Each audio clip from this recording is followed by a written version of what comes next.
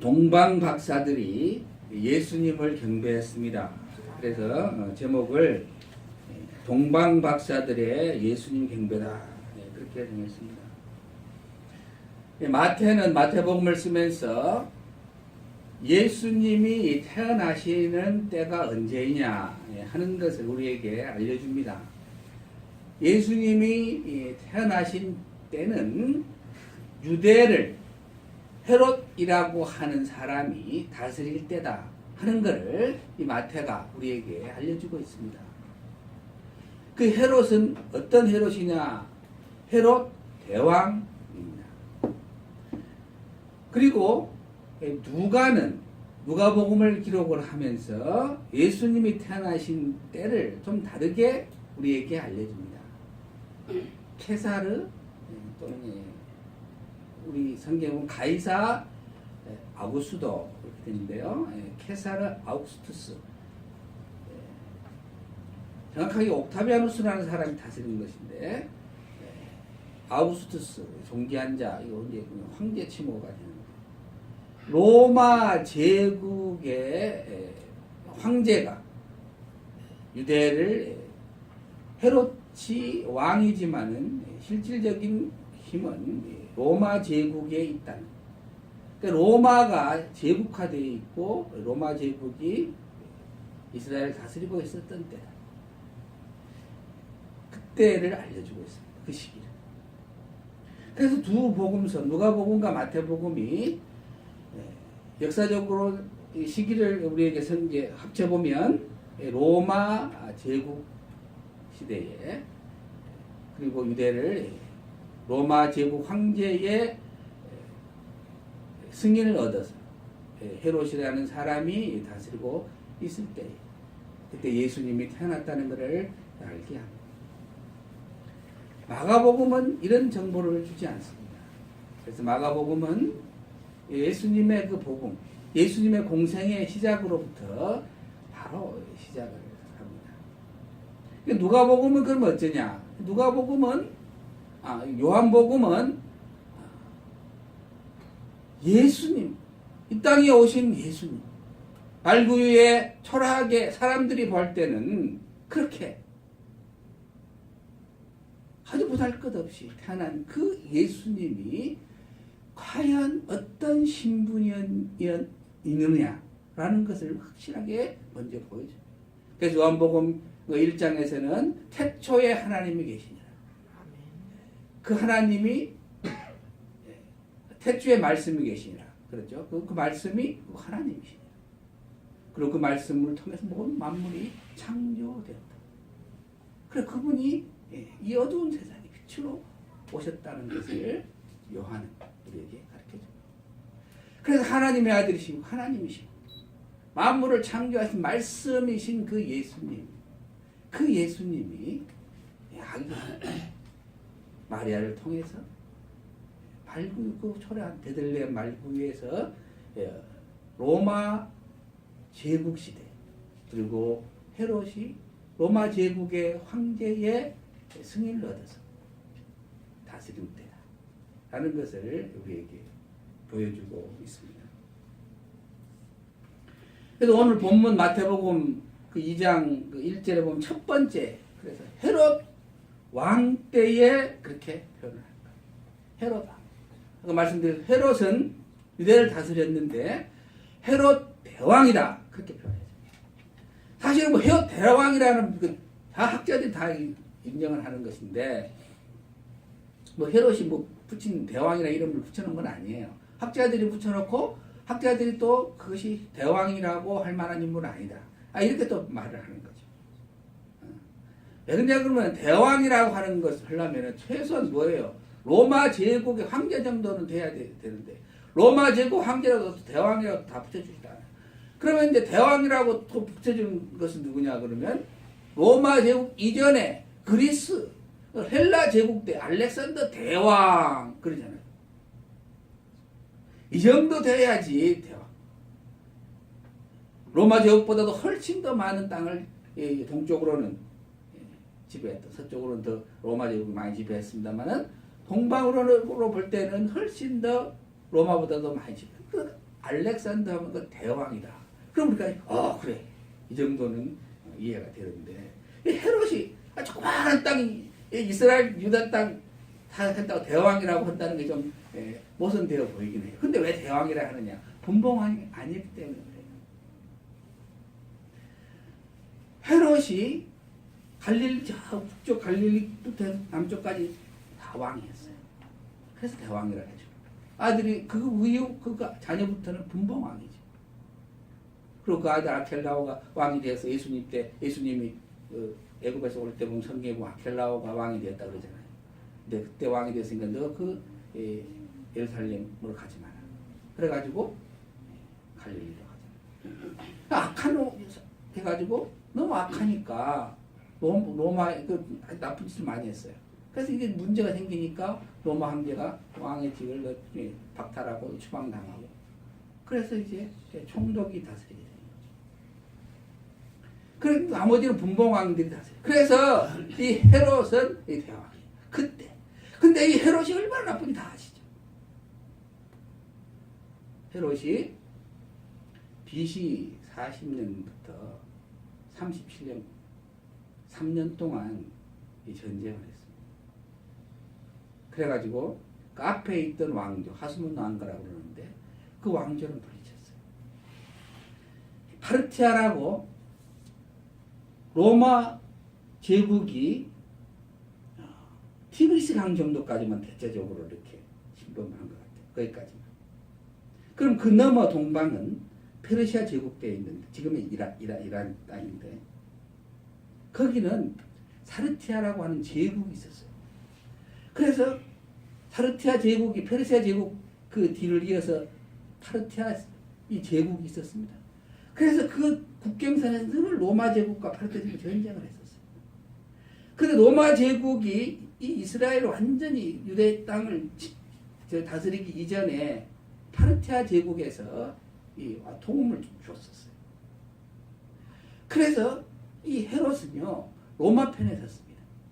로마 편에 서서 그 하수몬 아까 말씀드렸죠. 하수몬 왕가 그 전에 있는 왕가와 또 파르티아 제국 말씀드렸는데 그 사람들 군대가 같이 주둔해가 있었는데 이게 여기하고 이 헤롯이 로마 편에 서서 싸운 거예요. 그러니까 3년 동안 싸워가지고 승리를 했습니다. 그래서 로마 제국의 황제로부터 네가 이제 유대를 다스려 이스라엘 전체를 다스려. 그래서 왕이 된 거예요. 피비린내나는 전쟁을 해가지고 왕이 된 거예요. 그 왕이 딱 됐는데 그 이제 영 불안해. 왜? 이 사람은요 유대 순수 혈통이 아니에요. 에돔 족속이라고 에돔 족속. 이게 순수 혈통이 아니다 보니 아닌데 어렸을 때부터 유대에 와서 살았다는 거예요. 역사들이 자료에 보면 그렇게 나와 있어요. 그래가지고 이 사람이 순수 혈통이 아닌데 유대 왕이 됐네. 불안해. 우리나라도 보면 조선시대 보면 그러잖아요. 혈통 제대로 하면 아닌데 혈통 제대로 아니면 이게 영조도 그러고 이게 불안한 거예요. 사도세자의 사건도 일어나는 거죠. 그래서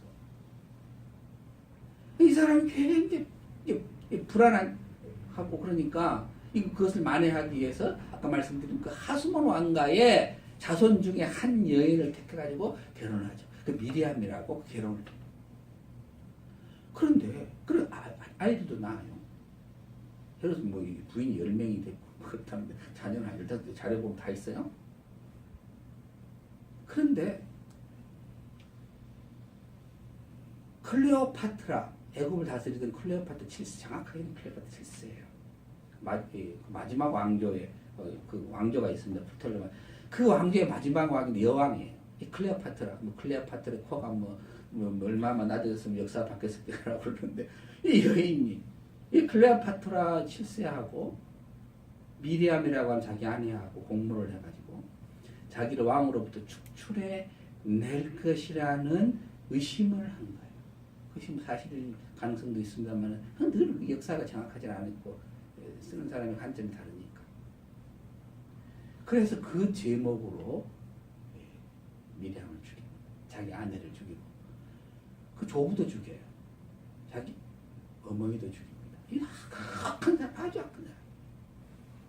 아들들 미리암 통해 가지고 낳았던 아들들도 다 죽여버려. 자기가 죽기 전에 얼마 전에는 어마어마한 사람 다 같이 죽이려고 했다는 거 아닙니까?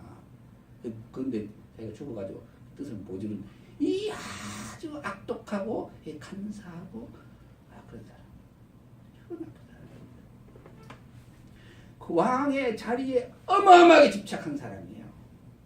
자기 자리를 넘보기만 하면은 가만히 두지 않는 그런 사람이에요, 아주. 그래, 악한 사람. 그런데 이 사람이 그런 식으로 악하지만요, 대외적으로는 자기 자신의 것을 감추고 인정을 받기 위해서 많은 일들을 했어요. 대외적으로는 수많은 건축을 한 거예요. 예루살렘 성전도 새로 건축을 해가지고 46년간 했다고 성경에 보면 나와있죠. 헤롯이 그렇게 시작한 거예요. 헤롯 죽은 뒤에도 계속해서 짓고 있었고, 그렇게 화려하게 예루살렘 성전을 왜? 환심을 사기 위해서. 경기장도 만들고 극장도 만들고 또 로마 황제한테 잘 보이려고 황제 신전도 만들고 체육관도 만들고 새로운 도시를 건설. 예루살렘을 그리스와 로마식으로 변경하고 여러 가지 일들을 대외적으로 이 사람이 했습니다. 그래서 이 헤롯 왕 가문, 헤롯 왕가를 이 사람이 출발시킨 사람 아니에요. 그래서 대대로 이 헤롯 왕가가 이제는 하스몬 왕가가 이제 100년 다스리고 이제는 앞으로 내가 이제 시작한 이 헤롯 왕가가 자자손손 왕의 왕이 됐다. 이 마음을 헤롯이 갖고 있었다 하는 거죠. 그런 사람이 이 헤롯입니다. 그런데 오늘 1장이 예수께서 유대 베들레헴에 나시며 동방으로 박사들이 예루살렘에 이르러 유대인의 왕으로 나신 이가 어디 계시냐 그렇게 말을 하니 이 사람의 마음이 어쩌겠냐고 말이에요. 그래서 3절에 보면 헤롯 왕과 온 예루살렘이 듣고 소동했다. 그렇게 들어갑니다. 이 사람은 어쩔 줄 모르는 거야. 뭐 유대인의 왕이 났다고? 날 것이다가 아니라 났어요. 이미 났어요. 동방에서 이 박사들이 오는 동안에 상당히 오래 걸립니다. 오는 동안에 예수님이 태어나셨고 이미 예수님은 말구유에서 나오셔가지고 집에 계실 때다. 그렇게 해석이 해야 합니다. 그래서 성경이 이해가 돼요. 이미 나셨다. 유대인의 나신 이가 어디 계시뇨? 1장에도 베들레헴에서 나심에, 그 다음에 2절에서도 나신 이가 어디 계십니까? 라고 묻는 거예요. 동방 박사가. 동방의 이 박사들이요, 정성가들이다. 배를 연구하는 사람이다. 그런데 이 사람들이 현자예요. 현인들이에요. 박사라고 하는 거예요. 똑똑한 사람들이, 공부 많이 하는 사람들이에요. 그쪽 보면 아까 말씀드린 파르티아 제국의 박사예요. 그게 굉장히 유명한 사람들이었을 거예요. 황금과 유향과 모략을 예수님께 예물로 가져왔어요. 특산 부품을 갖고 온 것인데요. 재력이 있었다는 거예요. 그런 것을 선물로 가져올 수 있는 재력을 가지고 있었던 인물들이라는 거예요. 재력뿐만 아니라 사회적 위치도 굉장히 괜찮았을 거예요. 칼빈 목사님은 어떻게 왔냐면 갈대아에서 왔다. 갈대아에서 온 박사였다. 예, 그렇게 해석을 했습니다. 갈대아. 그러면 아브라함의 그 고향 땅 그쪽 근처죠. 어쨌든 거기도 파르티아 제국에 속해 있습니다. 조로아스터교라고 하는 그와 관련된 이름이에요. 이 사람들이 와가지고 유대의 왕이 나셨는데 우리 경배하러 왔다 그러니까 이 헤롯이 굉장히 긴장할 수밖에 없는 거예요. 자기가 물리쳤던, 그래서 3년 동안 전쟁에서 이겼던 그 파르티아 제국의 그 군대를 이겼잖아요. 아까 말씀드렸고. 거기에 근데 그 사람들이 어떤 인물들인 걸 알아요. 헤롯이. 전쟁도 했고 그 제국이 어떤 제국인 줄 알고 다시 그 사람들이 동방에서 온 별을 연구하는 사람들이 왔다 하는 그 인물들이 보통 인물들이 아니 그냥 별하는 뜻은 이상한 별을 따라가자.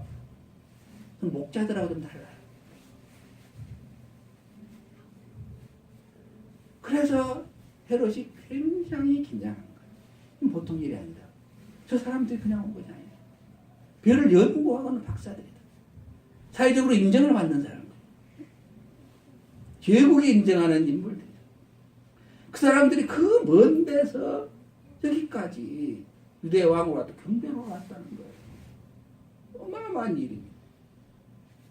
그러니까 이 동방에서 온 이 박사들이 유대 땅으로 난 네가 누구냐고 경배하러 왔다는데, 자,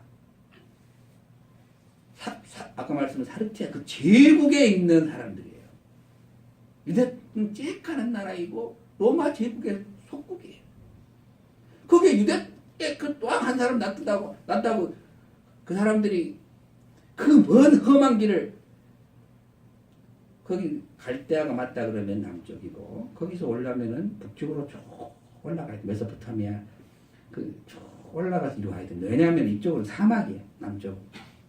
그래서 그렇게 못 오는 거예요. 그 아브라함도 쭉 이렇게 해서 가나안 땅에 온 거예요. 이 사람들이 얼마나 먼 길을 그 경배하겠다고 조그마한 나라 유대 왕 난다고 그 사람들 경배로 왔다는 게 쉽게 이해가 되지 않는 일입니다. 이게. 그러니까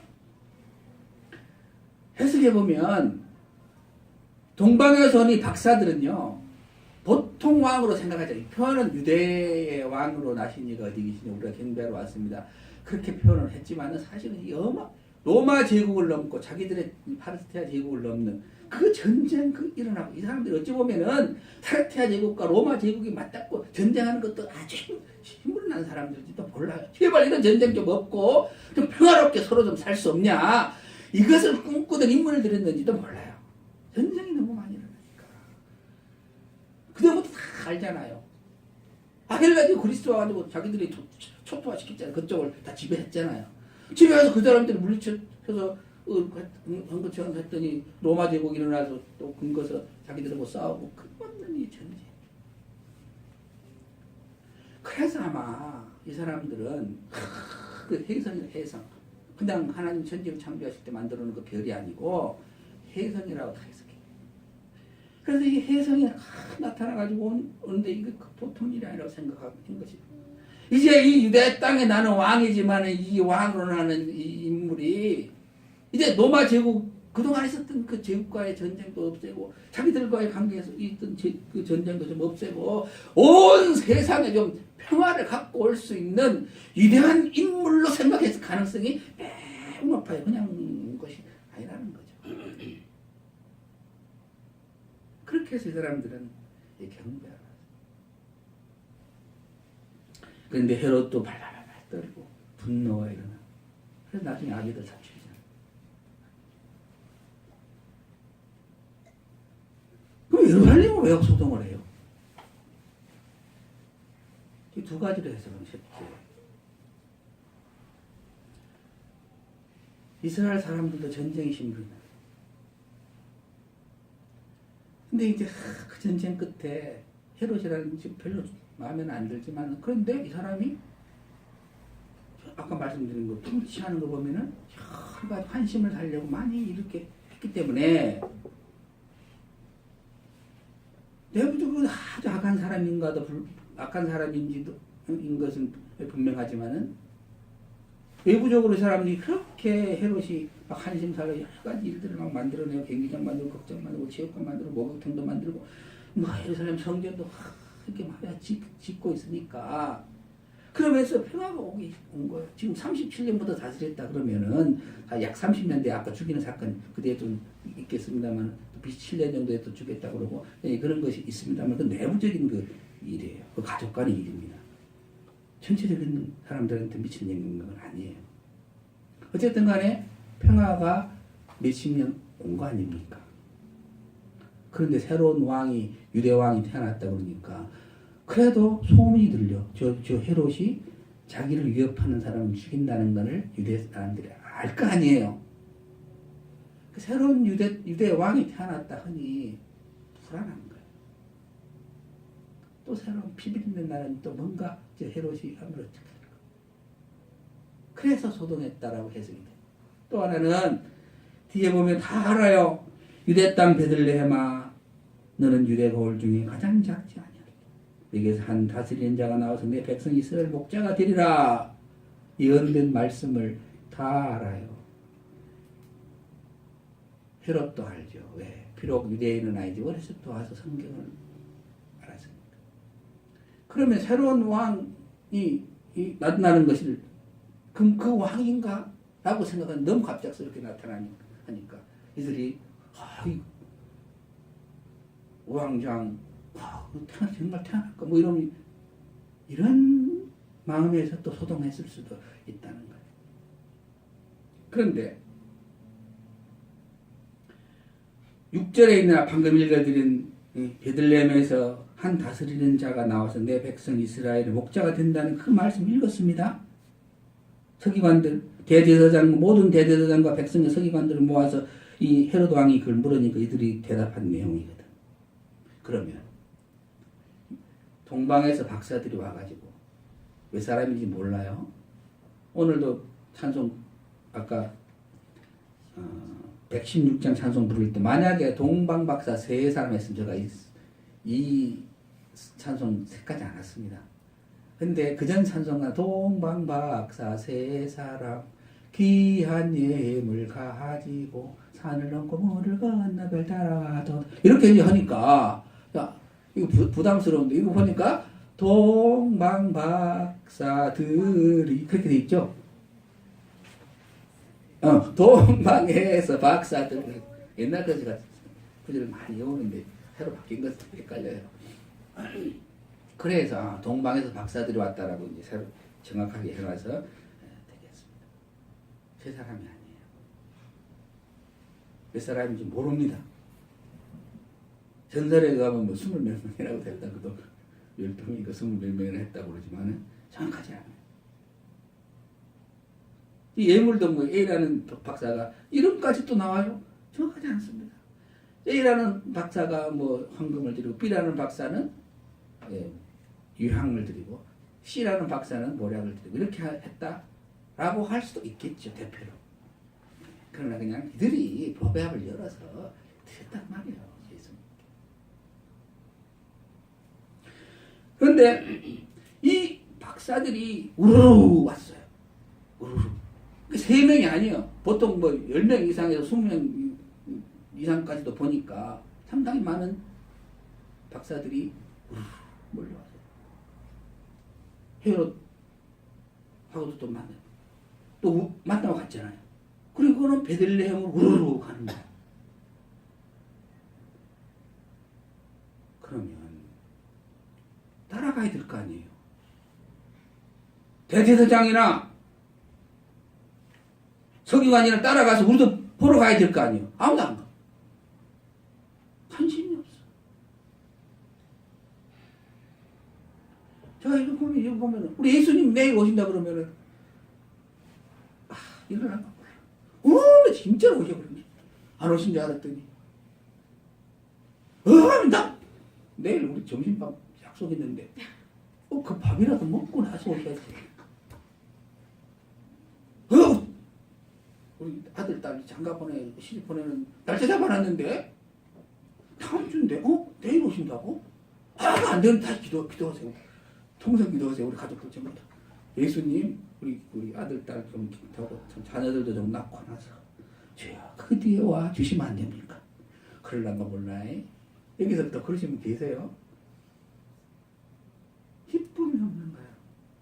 오늘 제가 너무 심각하게 지금 설교를 하니까 기쁨이 없는가 몰라 너무 심각해.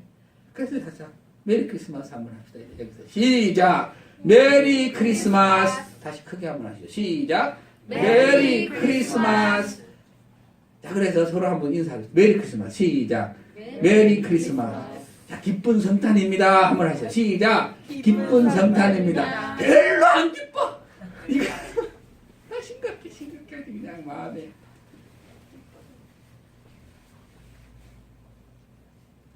메리 크리스마스 좀 잘해. 누가 제일 잘하는가 한번 볼까요? 그러려면 또 못해. 근데 제가 지난주에 어느 교회 예배드리러 가서 설교를 듣는데 그 목사님이 우리 하나님은 아버지입니다. 그래서 뭐 히브리어나 헬라어나 해서 아빠, 우리 아버지는 아빠 같습니다. 그래서 우리는 아빠 합니다. 자, 아빠 한번 해보십시다. 그래서 아빠 해보시라고 했어. 그랬더니 쑥스럽더만 해. 그래서 저도 아빠 했습니다. 안 하시려고 내가 뒤에 앉아서 손님 와가지고 내가 참 쑥스럽다 이렇긴 한데 저는 아빠라고 해본 적이 없어요. 제 아버지한테. 예, 기억에 그때는 아빠라고 했습니까? 어렸을 때 장모님 어렸을 적에는 아빠라고 안 했지. 언제부터 아빠에 대한 연구를 해봐야 됐어. 목사님. 예. 우리 가서 집사님이신가요, 어머님이? 권사님. 아, 권사님. 죄송합니다. 정확하게 몰라서. 권사님, 아빠 해보신 적 있으세요? 응. 내가 이 연구가 아니 참 연구할 필요 없어요. 자료를 찾아봐야 되겠어. 언제부터 아빠라 했는지 우리나라에서. 근데 그 아빠 하자 했는데요. 제가 볼 때 그 권사님이에요. 50은 넘은 것 같아. 앞에 있는 분인데, 야, 제 딸이 저한테 뭐 필요해서 뭐 딱 기뻐가지고 우리 지금 기쁨이는 오빠라 하지. 근데 아빠 그건 정말 잘하시더라고. 앞에서 한 분이 이 목사님 한 번 더 어제있으면 좋아서 그런가 아주 뛰어나게 그냥 아주 살같이 그냥 정말 들으면 기쁜 그 아빠의 소리를 다 하시더라고. 그래서 나도 참 좋은데 그 목사님도 좋아했겠지. 야, 저 소리를 우리 하나님이 들으면은 기뻤겠다. 그럴 정도로 아빠 잘 부르더라. 기쁨아, 자 아빠 한번 해보세요. 기쁨이 대표로 아빠 한번 해봐요. 한번 해보세요. 아빠. 아빠. 오, 할렐루야. 예. 예, 잘했어. 기쁨으로 우리가 성탄절을 맞이해야 되는데, 그런데요, 유대 사람들은 정말로 기뻐하고 가서 경배드리고 예물을 드리고 해야 될 정말 그런 하나님의 백성이라는 자기들 아브라함의 자손이고 뭐 조상 자기들이 뭐 아브라함의 후손이라고 자손이라고 자부하는 그 사람들이 정말 가서 해야 되는데 안 해. 누가 한 거예요? 동방의 사람들 자기들이 말하는 이방인들이 와서 진짜 그 사람들이 와서 경배를 했다니까요. 이게 지금 말이 되냐 이 말. 성탄절이 됐는데 교회는 조용하고 세상 사람들 떠들고 그러면 이게 되겠냐고 말이에요.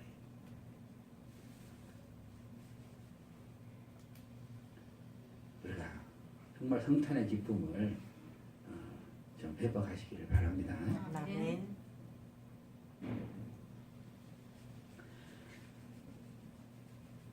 그래서 이제 베들레헴에 그들이 가서 자세히 이제 갔습니다. 그래서 그들이 10절에 보면은 그들이 별을 보고 매우 크게 기뻐하고 기뻐하더라. 왜? 앞에서 이제 그 별이 문득 앞서 인도하다 가다가 악이 있는 곳에 머물러 섰기 때문에 그렇습니다. 이제 드디어 왕을 우리가 만날 수 있겠구나. 그래서 보세요. 그들이 별을 보고 뭐 했다고요? 매우 크게 매우 기뻐하더라 하면 되는데 여기다가 매우 또 크게 얼마나 기뻐해도 이 표현을요. 이게 지금 어떻게 표현할 수 있는 이게 언어가 참 부족하죠. 천국에 가면은 언어가 부족해서 천국을 묘사할 수가 없다고 하잖아요. 어떻게 그래서 그런 형용할 수가 없는 기쁨, 너무 기쁨이 크면 우리가 형용할 수 없는 기쁨이 있었습니다. 그렇게 말해요. 말로 표현할 수 없는 기쁨이었습니다. 그러잖아요. 이게 지금 10절에서 보면은 동방에서 온 이 박사들의 그 기쁨이 매우 기뻐하고 기뻐했다고 이렇게 표현한 거예요. 반복으로 어마어마한 거예요. 우리가 성경에 보면 그냥 아멘 하는 경우가 있고 아멘 하는 경우가 있어요. 엄청 할수는 아멘 그렇게 두 번 반복시켜요. 중요할 때 매우 중요할 때 성경에 보면 두 번 통일한 의미의 언어를 사용해요. 보면 기뻐 유대 헤로드 왕과 유대 온 사람들은 소동하고 근심하고 걱정하고 어떨 줄은 모르고 하고 있을 때 동방에 오선 박사들은 자기들이 정말로 얼마나 걸렸는지 모르겠어요. 한 달 이상 걸렸을 거예요. 와가지고 아기 예수님을 이렇게 왕을 경배한다. 이 기쁨에 가득 차서 기뻐했다. 그래서 집에 들어가 마국간에 들어간 거 아니에요. 집으로 옮겼습니다. 집에 들어가 아기와 그 어머니 마리아가 있는 것을 보고 앞들이 아기에게 경배하고 보배함과 고배합을 황금과 유향과 모략을 예물드렸다. 12절 다 같이 읽겠습니다. 시작. 그들은 꿈에 헤로데에게로 돌아가지 말라 지시함을 받아 다른 길로 고국에 돌아가니라. 꿈에 나타난 거예요. 그래서 이 동방 박사들이요 헤로데에 가지 말라니까 바로 순종하고 갑니다. 왜? 난 보편적으로 안 갈 수도 있어. 근데 이 사람들은 그 꿈이나 그 별이나 이런 게 굉장히 중요하게 여기는 사람들입니다. 그래서 이걸 중요하게 한 것 때문에 가는 것이고 또 헤롯이 어떤 인물인가 이 사람들 다 알아요. 근데 이 사람들이요 역사를 다 아는 사람이에요. 전쟁은 자기 제국의 군대를 물리치고 왕이 됐다는 것도 다 알아요. 근데 이 사람들은요 아까 말한 그 기쁨에 충만하고 유대고 왕 그뿐만 아니라 전 세계에 이제 앞으로 평화를 가져올 왕으로 인식을 하기 때문에 그 역사에서 오는 그 두려움도 있을 것이고 자기들이 갔을 때 왕이 우리를 죽이지 않을까 이런 모든 것을 극복하고 온 사람들이에요. 극복하고 온 사람. 근데 이제 헤로데에게 가지 말라 하니까 그 의미를 다 알아요. 어떤 의미인지 대충적으로는 알 거예요. 그래서 바로 자기 고국으로 돌아갔다 하는 것을 말씀을 하고 있습니다. 여기서 보면 이 순종입니다. 우리도 예수님을 믿는 사람인 줄을 믿습니다. 아멘. 성령의 사람인 줄을 믿습니다. 아멘. 그럼 순종하시기를 바랍니다. 아멘. 말씀에 좀 순종 좀 하시고 저부터도 참 부족해. 계산을 했고 좋지도 않은 머리를 가지고 산다냐고 좋지도 않은 무슨 공부를 좀 했다고 공부 좀 한 것 같고 이게 맞는가 틀린가 이렇게 또 연구해보고 아멘으로 순종하면 아멘. 놀라운 역사가 있을 줄로 믿습니다. 이 성찬절을 맞이해서 크게 우리도 기뻐하시고 아멘. 말씀에 순종함으로써 하나님께 영광 돌리고 이 기쁨에 충만함을 온 세상에 알리는 놀라운 역사들을 또한 잘 감당하시기를 바랍니다. 아멘.